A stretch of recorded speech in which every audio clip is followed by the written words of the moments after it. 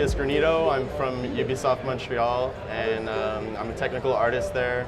And I was responsible for figuring out how to do PBR texturing in a AAA pipeline. It was the first time we really tried really hard to do it on a game at Ubisoft. So I'll just talk about what happened and how we went about it. Yeah, so it was really difficult to get consistency in different lighting conditions. Sometimes texture would look good because the artist did it in a particular lighting condition, it was, let's say, a room that was lit with blue lighting, and so they did their diffuse texture, and then we brought it into a different room and it would be like a gray lighting, and then the thing looked really green or red for no reason. So lighting was really difficult to calibrate the textures with. So let's talk a little bit about why it's hard to figure out what these values in our textures should be just by looking at a photo, for example. So in this example, you have two squares, A and B. Can anyone tell me which one is the brighter square of the two? Yeah, because they're the same brightness. I mean, some of you might have seen this before, but the whole point of this is just to explain that lighting can really deceive us when we look at a photo and we're like, oh, I'll just color sample that table texture in that daytime photo, and then I'll use that as my texture. It doesn't necessarily mean the brightness values will be okay, or even the color values will be okay when you're just sampling from a photo. So here's another example. So these are pictures of a cardboard and a brick, and so if you were to just sample the colors with a color picker to get the cardboard color, well, you'd have a problem because this is actually what the diffuse lighting looks like, and this is what the specular lighting looks like. So in real life, you have two kinds of lighting in general. You have the diffuse and specular. And when you take a photo, you always have both, and they're always there. There's no way to get rid of that. It's just in nature, in everything. But there's a way to separate it when you can control the lighting conditions with polarized lighting. And in this example, the person figured out a way with using polarized light and camera filters to separate the specular from the diffuse. So you can see that this is the actual diffuse color you should be using in your diffuse map, and the gloss value that you would put would get you that specular after the fact. So that's how you would get this result in the end in your game. So we were looking at different solutions, and we fell upon the Quixel Megascan stuff. And well, it was really, really attractive to us because they really were getting great results, and they were also taking into account this phenomena of the specular and the diffuse lighting in their scans. So in their scan, the diffuse map, the albedo, wouldn't have any lighting information or specular information, and so you'd have this perfectly clean albedo color map, and then you'd have your normal map, which was from the scan as well. And they were also able to extract the height, gloss, and ambient AO map, and cavity, which is a spec mask. So they had this library of scans, and so yeah, I'm going to get back to that. And then the other thing that we found was Substance. So Substance Painter was the really attractive one to us because we had a lot of artists that were used to painting, and it was more intuitive than something like Substance Designer that's node-based, because you could just take an asset, bring it in, and start painting on it, and get an instant result with lighting and see what it looks like. But it didn't really have a great material library, especially at the beginning. We wanted something that was more based off scans. So we kept testing the Quixel stuff, and so we brought it in our engine. These are some of the early scans that we tested, and it looked really good in our rendering engine because we have a PBR, which means physically based rendering lighting engine, and the scans worked really well. Right out the box, they looked pretty decent. You could ship a game with that stuff. And so the next step was, okay, well, we like the Substance software and we like the scans, so we decided to merge them together. And so we took the scans and converted them into substances, which we then brought into Substance Painter and also in Substance Designer. We used them. And part of the reason for that was because we really got along well with the Substance guys, and the software really felt like it was able to let us do all kinds of stuff that we could do ourselves. Like we could, in Substance Designer, you can make your own graphs and your own tools that you can then send to Substance Painter for artists to use. So this is the first prop that we did, or the first asset that we did with this new material library, and it was a test object to see what we could get as a result. And this, you can kind of see the logic here. So you had on the right side all these layers, which were just material layers.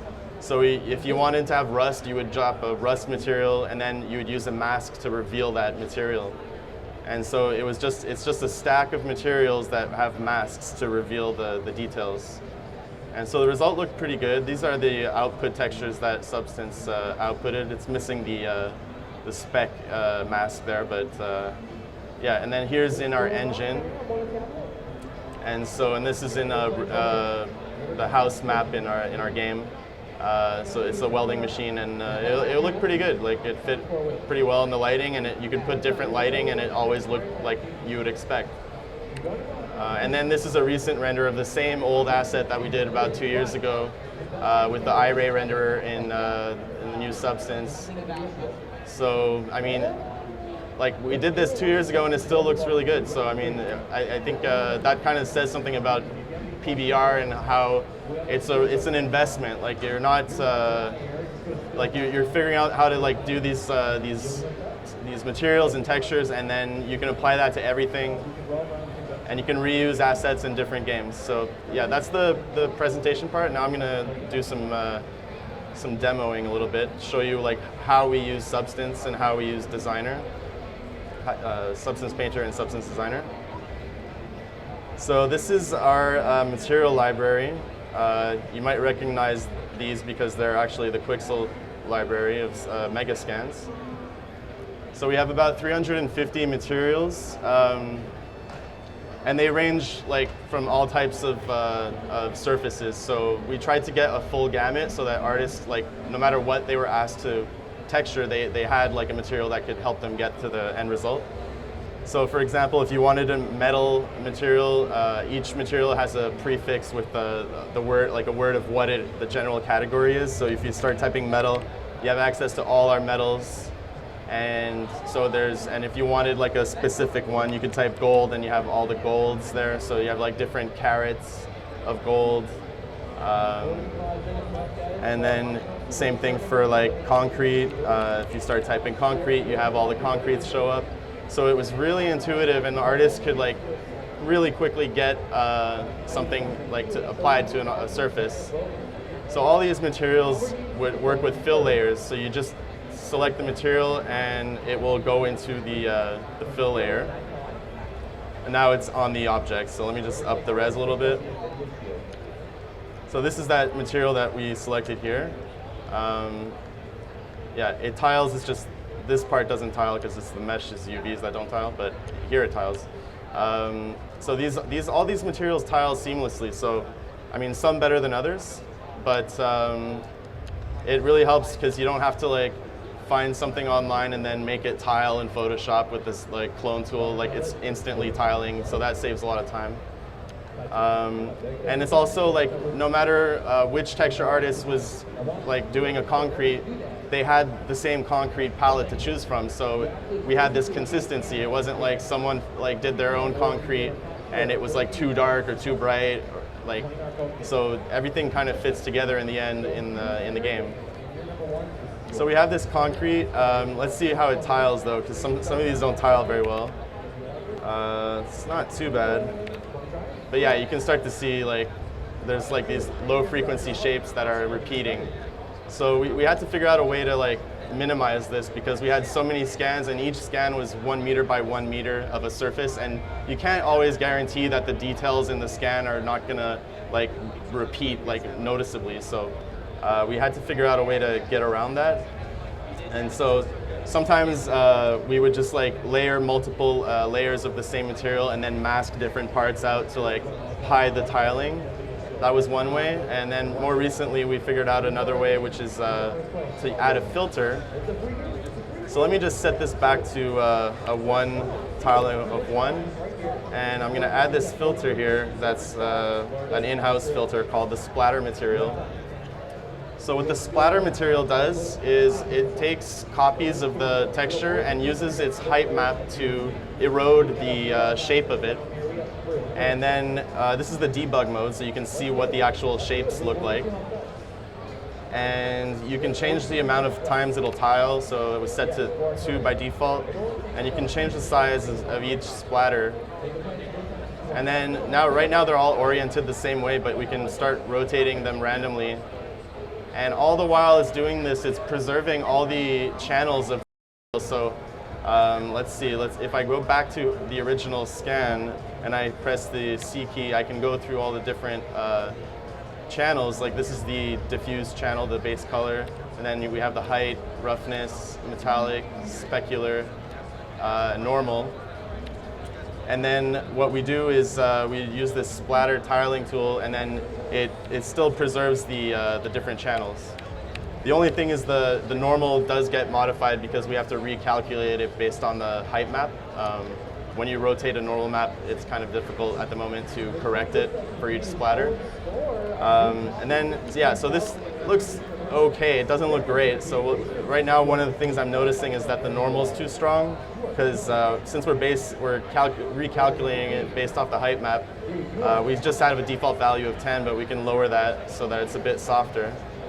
And then we can soften the contrast so that it's a little bit less harsh between each splatter. So if I go back to the debug mode, you can see like I can change the contrast, and now they're blending a little bit better together.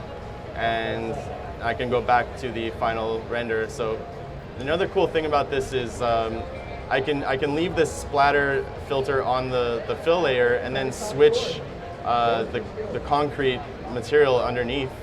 And what it's going to do is it's going to recalculate with the splatter in a new material, so your splatter settings don't get reset. You don't have to start over.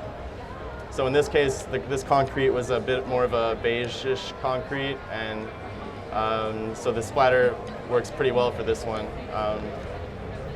So yeah, so that's the splatter tool that we had for in-house for Rainbow Six. And now we have another one I'm going to show you, which is the height mask, which is more recent. What's cool about this one is you can reveal your material based off its height map. Right now it's also affecting the height, so I'm going to disable the height and just leave the normal map. But yeah, what's cool about this is since it's based off the height map, you get like a much more natural reveal of your material. Like the cracks, all the deep parts will be revealed last, and the top parts will be revealed first. Like this is the top of the material in terms of its height, and then you can adjust the contrast. So this is a really cool way to like layer different concretes, for example. So I can leave this here, and then I could actually just duplicate this, and then on the duplicate, I'm gonna apply a different concrete. So I'm just gonna click on it. It's gonna update the material. Give it a second there. Okay, so now it's a different concrete. The splatter can be randomized, so I can just randomize the splatter. And I can also get rid of this height mask, and I'll just put this underneath. So now I have two concretes layered, and I can adjust the reveal of one of them. And because they like are both PBR, like all their details blend very well together. So this is a huge time saver for artists because you can kind of get variety with your existing palette just by like randomizing certain things like that. Another example of the things that we did on Rainbow Six is, well, we can add or remove the AO from a texture. So if I go to the base color here, I can add more AO. Give it a second. yeah, it's sort of adding a little bit there. And if I remove it, it'll get rid of the AO. It doesn't look that impressive on this one, but it tends to work better on very exaggerated height maps. So if I go with a brick, for example, instead, it'll be more obvious. So here I got a brick one. So if I go and remove the AO, it'll try to get rid of most of the lighting. I mean, some of these scans have kind of a little bit of lighting baked in, so it's kind of hard to get rid of it completely. But in general, it works pretty well. So this is the finished material right here. So if I change the lighting, you can see that the normals that come with it are perfectly aligned with the texture because it is a scan. So you get that for free. Yeah, so that's kind of how our material layering works. And then we also have, I'll show you a different example here. We have this Buddha character that we test on sometimes.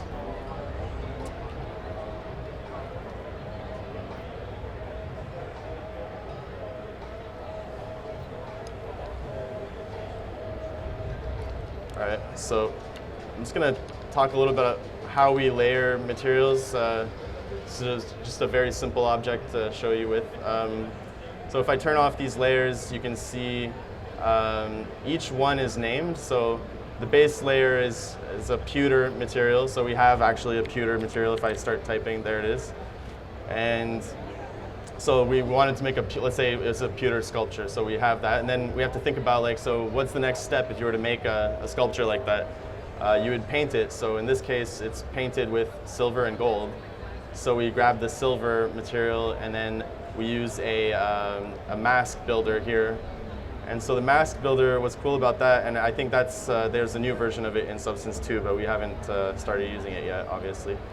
So here's the additional maps that come with the mesh, and the mask builder uses these, so the world space normal, the ambient occlusion, and curvature, as well as position.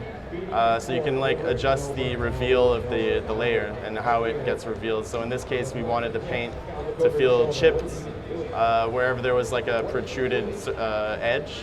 And so the mask builder gives you that mask automatically. You don't have to paint it by hand.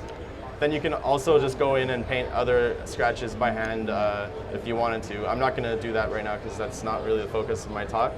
And then, yeah, for example, this gold here was painted by hand, and then you can add the mask builder on top of it to go and like erode more of that what was painted by the artist by hand. So the base layer or the base paint layer here is painted. Let me just, yeah. So you can see like you can just paint directly on it, and then the mask builder here, you can just layer that on top. I set it to multiply so that it takes away from what I painted, and you can just adjust the amount that it does that. And so you get this like mix of hand painted plus natural wear. And then the next layers we would always put on our materials is, or on our textures, is dirt. So every object in real life is dirty. Like there's, I mean, unless you're making a, you know, super sanitary like space level, like in real life, most things are dirty. So you always want to have like an element of dirt for your nooks and crannies in your object. And you also want some dust. So the dust, we have a dust material. So we actually have a category called weathering materials. And so in there we have rust, and we have grout, and we have mortar and dust and soot and tar and charcoal. So we can use the combination of these to give like more of a history to the object, like if it was polluted or if there was, I don't know, like yeah, grouts, if it was like in between tiles of tile texture. So that's kind of a quick overview of how we layer stuff on a character or on an object. All right, so now I'm gonna move on to Substance Designer. I'm just going to talk a little bit about how we use Substance Designer. We used it mostly for natural tiling textures like rock, like ground surfaces, and stuff that was more difficult to use the scans or time-consuming to do in ZBrush, for example. So just going to open a project here. Yeah, this one.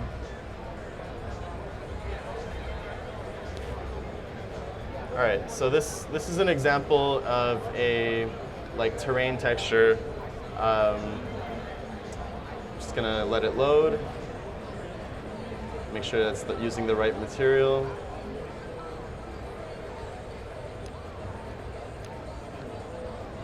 And make sure that it has a little bit of parallax. All right. So this is a texture that was done with scans so I'll just show you a little bit. Like, these are with raw scans, so they're untreated, and so I had to treat them in the graph. But this is like what one of the scans looked like. So you can see there's a little bit of lighting information in there. But the scans also came with other channels, so I could extract like the AO and then use the AO to get rid of lighting.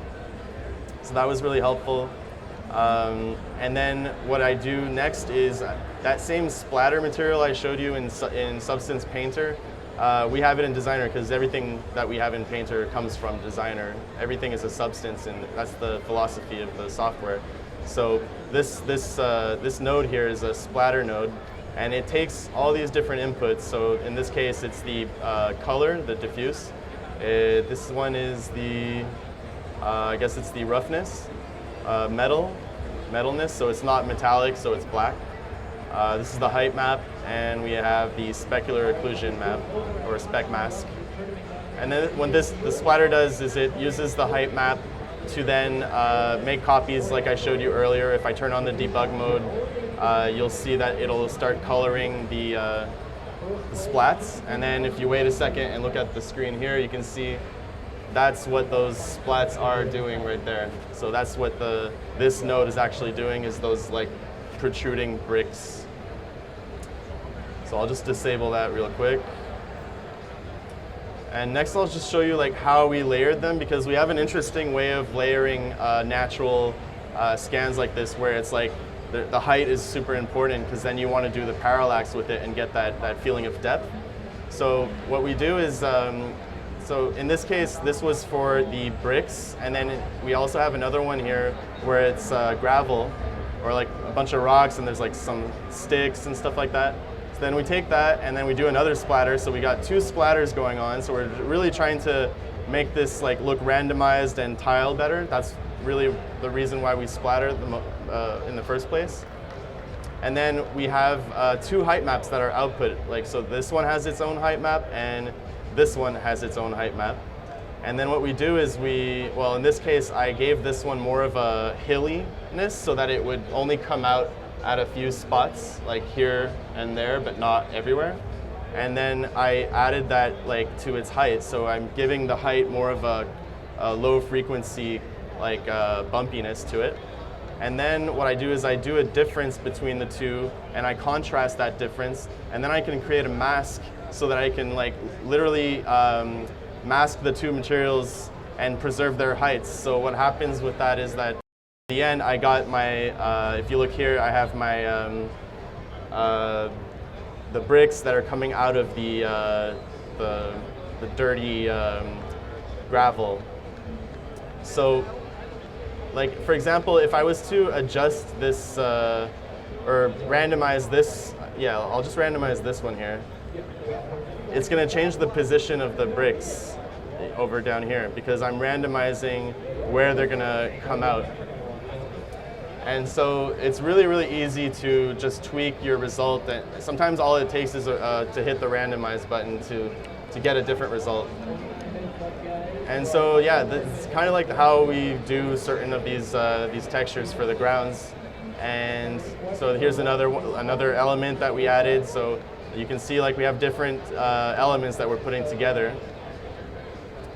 And then in the end, so now we have all these elements together, but they're looking kind of like, you know, bland. And in this case, it was for a map that was in Arizona, so we wanted to add like this, like brownish, orangish dust on top of it.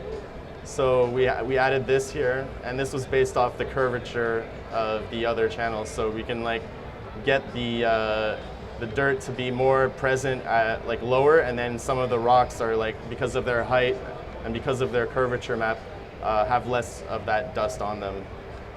So, and then in the end, there's a few more tweaks that we do. In this case, I think trying to see, there's a slight sharpen, but not much tweaking. So it's very very simple, but we're really relying heavily off the scans to get these results.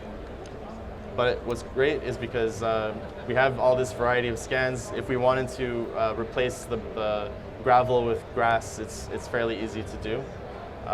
So it's quite intuitive once you get used to the logic of the workflow and working with height maps. Yeah, so that's part of what we did in Substance Designer.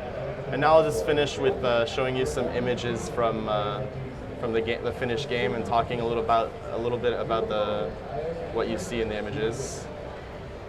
And I'm just going to set the display to be duplicated. All right. So, did that not work?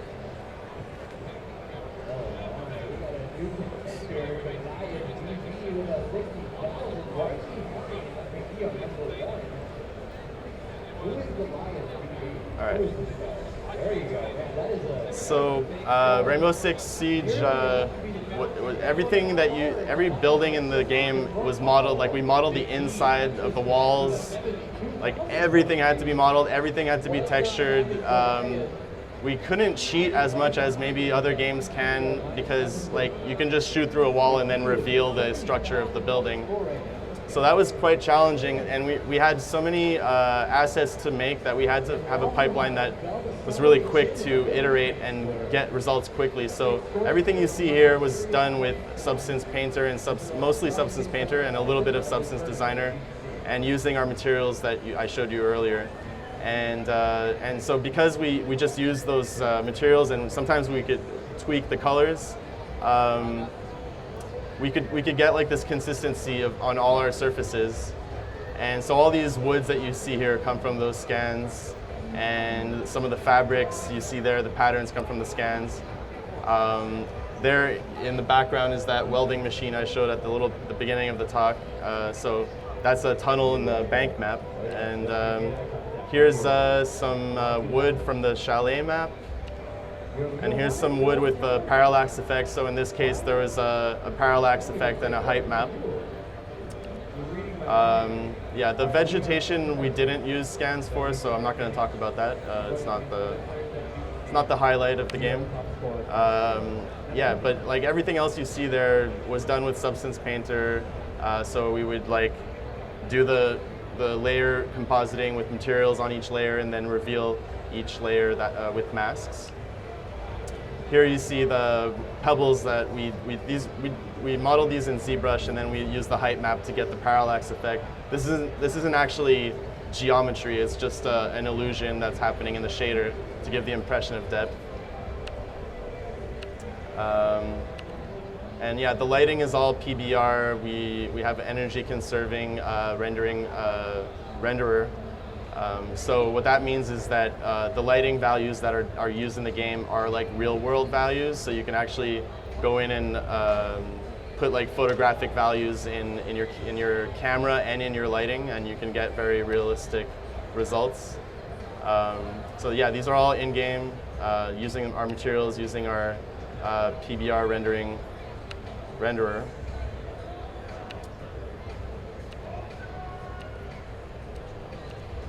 And this is like just basic snow. Like this was done in Substance Designer, and in this case, since we didn't have snow scans, it's really hard to scan snow. So we just made up like some height maps using Substance Designer and the procedural noise tools in Substance Designer.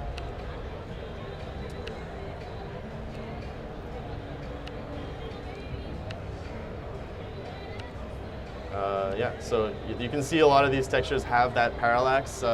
We couldn't ship that on console because of the cost, and our game has to run at 60 frames per second. But if you have a high-end PC and you have the game, you can get the game to look this good with the parallax effect on our textures. Yeah. So another aspect of our pipeline was everything was textured to scale. So we didn't ever have to make up like, oh, that's the scale I think grain would be in real life. Like, we had scans, so we already had the scale. All the scans were 1 meter by 1 meter. So we just had to tile or UV map our objects consistently. And so our textile density, or like how many pixels per meter in our game, is 1024 pixels per meter. So it's pretty high resolution. So that's why, like, no matter where you go in the world, if you get up close to stuff, it looks pretty detailed. And we have a drone in our game, like this little remote control drone that sits like 5 centimeters above the ground. And when you're using the drone, you're just driving right on the texture. So if it doesn't look good, you're screwed. Like, so we really had to make sure that that texture looked good close up. And it was tricky because we had to load every single texture for each map in memory. There's no streaming in Rainbow Six, so we really had to be careful like how we spent our budget, because it's a lot of textures. So we did a lot of tiling textures for the large surfaces. If you had like floors or walls, it was always tiled, and if you had props, it was usually a mix of baked ZBrush high-res meshes and like tile textures as well. And then we had decals and like other things to add the rest of the detail. So here's an example of just like the lighting changing from day to night, and like it still looks like as you would expect the materials to look. So that's kind of one of the benefits of doing a PBR pipeline is that if you change the lighting, it doesn't like look really different. But when you texture by eye and you have like you're texturing with like these really colored lights, sometimes you end up overcompensating, and then when you change the lighting, it looks really weird. We didn't have that problem on Rainbow Six. So yeah, there's a lot of screenshots here. And yeah, our characters were also done with Substance Painter. So we had, I think, about 5 2K maps per character. And so the artist would load the whole mesh into Substance Painter, and there would be 5 materials or 5 texture sets loaded at the same time, but you could only edit one at a time. But at least you can see the entire result in Substance before going to the game. Yeah, a lot of these screenshots have depth of field. It's just, we didn't ship the game with depth of field, but when we take photos of the game, it always looks better if you add a little bit of depth of field. Pro tip. Yeah, so, yeah, and we also had screen space reflections. So you can see here, this reflection is actually calculated in real time. So it's not pre-baked like a cube map. We also had cube maps, but sometimes you can't rely on the cube map to get you like object contact. So if you have small objects, you need to have screen space reflections to see them in the reflection.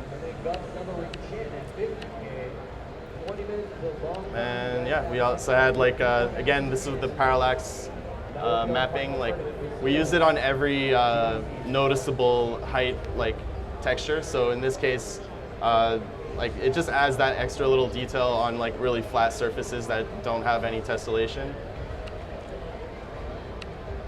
And this is that the like dirt brick thing that I showed you in Substance Designer just before. This is how it looks in game. So it looks pretty much the same. Yeah, so it worked really well for us. Like it actually saved us because we had to do 10 maps in about a year. and we just cranked it, and we couldn't like keep revisiting everything that we were doing. It had to just look good like right away. Like, so it was really important to have like everything calibrated from the get-go in our materials to get like these kinds of results really easily. And even our outsourcing partners that did some of the props, or a lot of the props actually, they used Substance as well, and we gave them our materials and we told them how we do our texturing, and it was really easy for them to pick it up because it's actually quite intuitive. Like, if you want a dirty surface, you just add a layer of dirt and reveal that dirt with a mask. It's just, that's the new way to think about how you texture. Like, if you want to do realistic stuff, you can't like layer stuff in Photoshop and then collapse and then add more layers. It's very difficult to then go back and change things. But Substance is great because it's non-destructive. Like, you can open a project, you have all the layers. You can't collapse the layers.